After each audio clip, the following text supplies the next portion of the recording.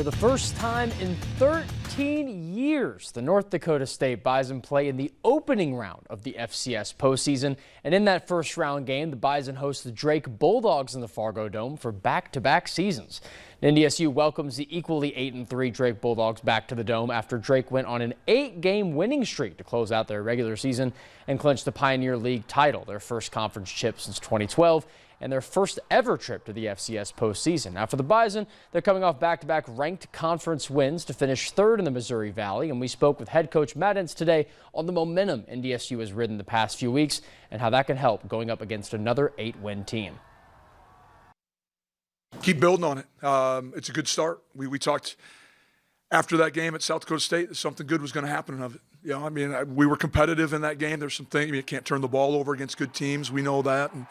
But something good was going to happen and kind of circled the wagons a little bit, and we're just going to keep focusing on us. And I know that it's probably cliche or boring, but you know that's the only thing I can affect is what goes on in our locker room and on our practice field. NDSU kicks off against Drake at 2:30 p.m. this Saturday at the Fargo Dome. And not to think too far ahead, but the last time the Bison played in the first round, the second round matchup was out west in Bozeman against Montana State. That's the same team slated to host the winner of the Bulldogs and the Bison. And that game 13 years ago was also a 42-17 NDSU win over Montana State.